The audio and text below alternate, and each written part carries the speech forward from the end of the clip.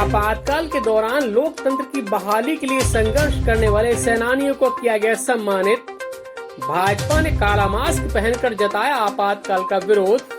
आपातकाल लोकतंत्र के इतिहास में सबसे काला अध्याय, लल्लू सिंह का बयान।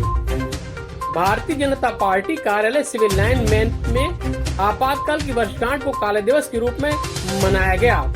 लोकतंत्र की बहाली के लिए संघर्ष तथा जेल यात्रा करने वाले लोकतंत्र रक्षक सेनानियों को सम्मानित किया गया।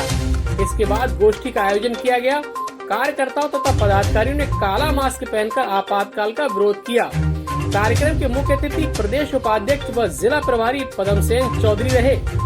आयोजित गोष्ठी को संबोधित करते हुए पदम सेन चौधरी ने कहा कि अपने स्वार्थ सिद्धि के लिए 25 जून 1975 की रात में हिंदुस्तान में आपातकाल लगाकर इंदिरा गांधी ने अनैतिक रूप से अपनी कुर्सी बचाई थी।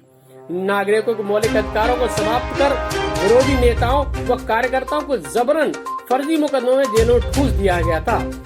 स्वतंत्रता की दूसरी लड़ाई के रूप में लोकतंत्र रक्षक सेनानियों ने इसके खिलाफ आवाज उठाई, जिसके बदौलत पुनः लोकतंत्र की स्थापना हो सकी।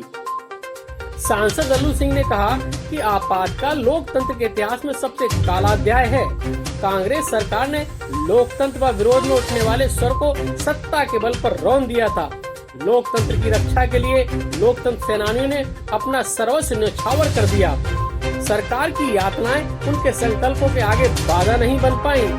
पूर्व मंत्री अनिल तिवारी ने कहा कि आपातकाल के दौरान सरकार द्वारा दी गई यातनाओं की याद करने के बाद आज भी रूह कांप जाती है। आपातकाल में मिले अमानवीय कष्टों को सहने के बाद भी लोकतंत्र सेनानी कभी विचलित नहीं हुए। विधायक वेद प्रकाश गुप्ता ने कहा कि कांग्रेस ने सत्ता के स्वार्थ व अहंकार में देश में आपातकाल थोपकर लोकतंत्र की हत्या कर दी थी। लोकतंत्र सेनानियों द्वारा किए गए संघर्ष के परिणाम स्वरूप सरकार को भी झुकना पड़ा था। महानगर जिलाध्यक्ष अभिषेक मिश्रा ने कहा कि इमरजेंसी की घटना को कई दशक बीत जाने के बाद आज भी उसकी यादें ताज़ा हैं। अहंकारी सत्ता पक्ष ने तत्समय लोकतंत्र की हत्या की थी। जिलाध्यक्ष संजीव सिंह ने कहा कि यह संघर्ष का वह दौर था जब अमानवीय यातनाओं के बाद भी विरोध के स्वर सत्ता के खिलाफ उठ रहे थे। इस संघर्ष में जीत अंत में जनता की ही हुई। इस दौरान लोकतंत्र सेनानियों को स्मृति चिन्ह प्रदान करने के साथ पट्टिका उड़ाकर व माल्यार्पण करके सम्मानित किया गया। सम्मानित होने वाले सांसद लल्लू सिंह, पूर्व मंत्री अनिल तिवारी, कमला शंकर पांडे, आदित्य नारायण मिश्रा, शेषमणि मिश्रा, सत्येंद्र नाथ श्रीवास्तव, श्री नरसिंह, रविंद्र शुक्ला, कपिल देव तिवारी, आत्माराम तिवारी, नूर मोहम्मद शामिल रहे।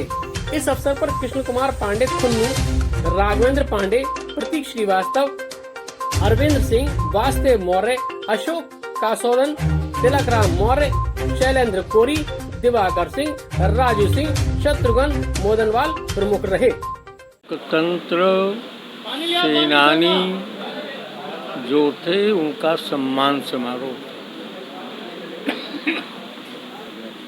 ये तो सीधा उद्देश्य है कि श्रीमती इंदिरा गांधी ने जो आपातकाल लगाया था संविधान के अंतर्गत आर्टिकल 354 का प्रयोग करके, आंतरिक इमरजेंसी जिसके माध्यम से तानाशाही की स्थापना हुई थी। सारे जेल में लोगों को बंद कर दिया गया था, विरोधी दल के नेताओं को, पत्रकारों को या जो भी सामाजिक कार्यकर्ता थे ऐसे, और उसके पश्चात मनमानी ढंग से उन्होंने सरकार चलाने की योजना बनाई थी। हमारा उद्देश्य केवल इतना है कि इसकी पुनरावृत्ति करने का दुस्साहस कोई दूसरा राजनीतिक दल का नेता, प्रधानमंत्री हिंदुस्तान के संविधान के अंतर्गत न कर सके। दिवस के रूप में मना रही है। काला दिवस, संविधान की हत्या हुई थी, इसलिए हम उसको मनाते हैं। धन्यवाद।